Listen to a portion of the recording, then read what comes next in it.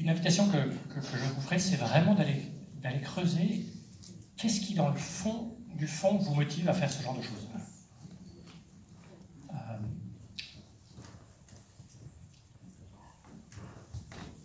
Je vois qu'il y a beaucoup d'entreprises qui se lancent en se disant on veut devenir une entreprise libérée, ou on veut devenir une organisation opale. Et chaque fois que j'entends ça, c'est pas très sexy de vouloir devenir un concept. Qui va adhérer en disant ouais, on va devenir une entreprise opale. A priori, ça ne veut pas dire grand-chose. Par contre, si en tant que dirigeant, on a compris en fait qu'est-ce qui nous motive, du coup, on peut le transmettre et du coup, les personnes adhèrent. Moi, j'ai envie de vous partager cette histoire qui, moi, m'a marqué. C'est la première fois que j'ai vraiment compris ça. J'étais en conversation avec la dirigeante d'un hôpital universitaire à Bruxelles et elle avait déjà un peu démarré une démarche et elle avait mis ça un peu voilà, sur un hôpital libéré et elle s'était pris beaucoup de résistance. Alors oui, il y avait quelques équipes qui avaient adhéré, qui commençaient à faire des choses intéressantes, mais beaucoup de résistance. Et j'ai remarqué que c'est systématiquement, quand on balance un concept, on va se prendre une résistance. Et là, dans l'hôpital, la forme qu'avait pris cette résistance, c'était comment est-ce qu'un hôpital libéré, ça n'a pas de sens. Voilà, on ouvre la vie et la mort, la santé des gens, on ne peut pas juste permettre à tout le monde de faire n'importe quoi. Enfin, et du coup, j'avais interrogé cette dirigeante en disant mais toi, qu'est-ce qui fait que tu as cette envie-là? Qu'est-ce qui fait que tu as cette envie alors qu'il y a des dizaines d'autres directeurs d'hôpitaux, directrices d'hôpitaux en Belgique qui n'ont pas cette envie? Et au départ, les réponses n'avaient pas beaucoup de consistance. Ouais, parce que j'ai envie que les infirmières soient plus motivées. Ouais, d'accord. Mais je continue à lui poser des questions et depuis lors, j'ai compris, parce que j'ai fait ça avec pas mal de dirigeants, qu'en fait, c'est difficile pour nous de savoir, en fait, qu'est-ce qui nous motive. Très souvent, c'est quelque chose de tellement profond que c'est limite un peu inconscient. Et on a tellement appris à donner des réponses un peu abstraites, un peu bullet point, oui, pour être plus agile, pour être plus proche.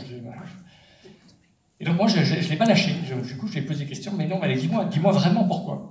Et à un moment donné, elle était presque fâchée avec moi, elle me lâche une histoire, et me dit, bah tiens, je vais te raconter pourquoi.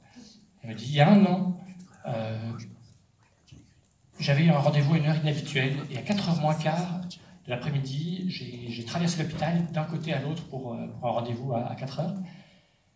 Et tout au long de ces couloirs kilométriques de l'hôpital universitaire, les couloirs étaient remplis d'infirmières à 4h moins quart qui attendaient qu'il soit 4h pour pouvoir badger. Et elle m'a parlé du dégoût qu'elle a ressenti pour ce que son hôpital avait fait de ses infirmières. Et quand elle a partagé ça, je sens que j'ai de l'émotion rien que de vous en parler. Quand elle a partagé ça, on ne peut qu'adhérer. On peut résister à un concept, entreprise libérée, opale, qu'est-ce qu'on veut. Mais il n'y a personne qui peut résister à cette histoire-là. Il n'y a personne qui peut dire mais si, c'est formidable que ces infirmières soient démotivées, que ça n'a pas de sens.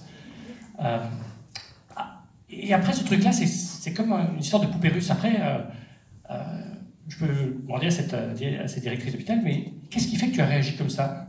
Plein d'autres directrices d'hôpitaux auraient réagi en disant c'est pas possible, c'est quoi, mon service DRH là, on ne peut pas recruter des infirmières un peu motivées, c'est quoi, on va faire un programme de motivation, d'engagement. Mais toi, tu n'as pas réagi comme ça.